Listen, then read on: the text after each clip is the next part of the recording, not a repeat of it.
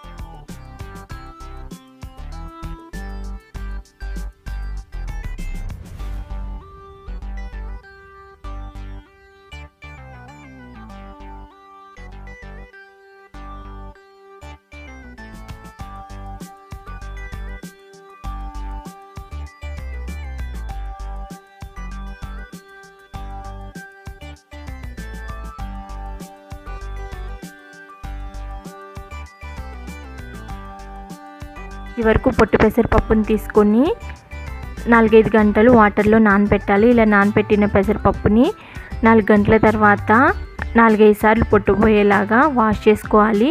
పొట్టు మొత్తం పోయే వరకు వాష్ చేసుకోవాలి. ఇలా వాష్ చేసుకున్న పెసరపప్పుని మిక్సీ జార్లో వేసుకొని మెత్తగా గ్రైండ్ చేసుకోవాలి.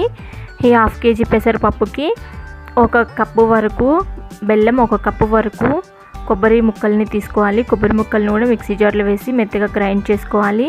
ఒక మందపాటి గిన్నె తీసుకొని మెత్తగా గ్రైండ్ చేసుకున్న పెసరపప్పుని వేసి పచ్చివాసన పోయే వరకు వేయించుతూ ఉండాలి.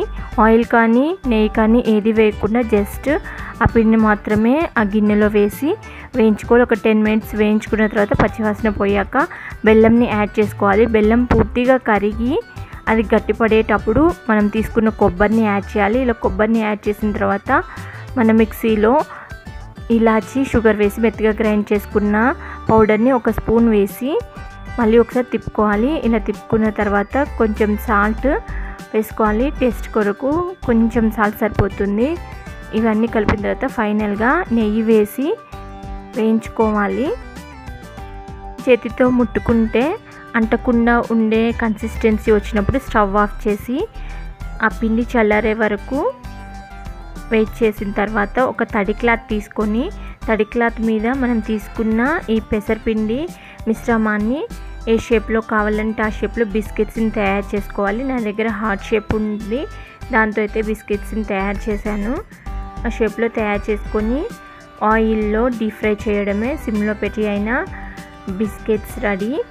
పిల్లలు స్కూల్ నుంచి రాగానే ఇచ్చినట్టయితే ఇష్టంగా తింటారు. ఇవి 4-5 డేస్ వరకు బాక్స్లో ఉంచినట్లయితే నిల్వ ఉంటాయి.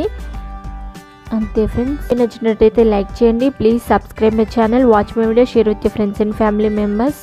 Thank you.